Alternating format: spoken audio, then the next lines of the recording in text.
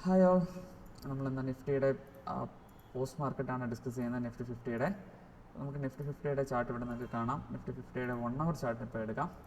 അപ്പോൾ 1 അവർ ചാർട്ടിൽ നിങ്ങൾ നോക്കിക്കോളൂ.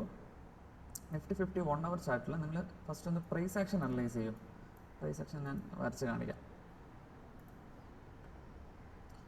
ഇവിടെ പ്രൈസ് ആക്ഷൻ നോക്കിയേ, മാർക്കറ്റ് ഒരു ലോവർ ബോട്ടം ക്രിയേറ്റ് ചെയ്തു, തിരിച്ച് റെസിസ്റ്റൻസ് എത്തി, തിരിച്ച് മാർക്കറ്റ് ആ റെസിസ്റ്റൻസ് ബ്രേക്ക് ചെയ്ത് മുകളിലോട്ട് പോയി, തിരിച്ച് താഴോട്ട് വന്നു.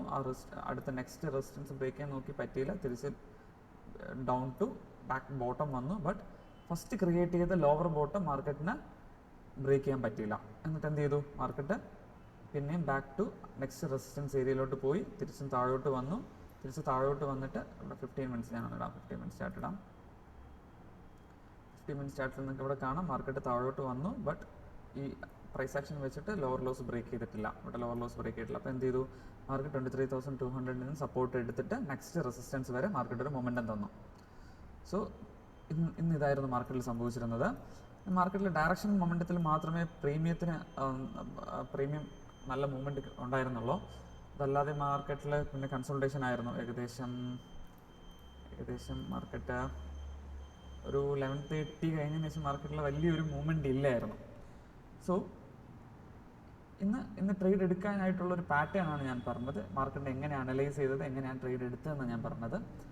സോ നിങ്ങൾക്ക് ഈ സെയിം ഇനി അടുത്ത് നിങ്ങൾ നോക്കുമ്പോൾ, നാളെ നിങ്ങൾ നോക്കുന്ന സമയത്ത് നിങ്ങൾക്ക് ഒരു റെസിസ്റ്റൻസ് ഏരിയ ഉണ്ട്. 23,360 to 23,330 റേഞ്ച്.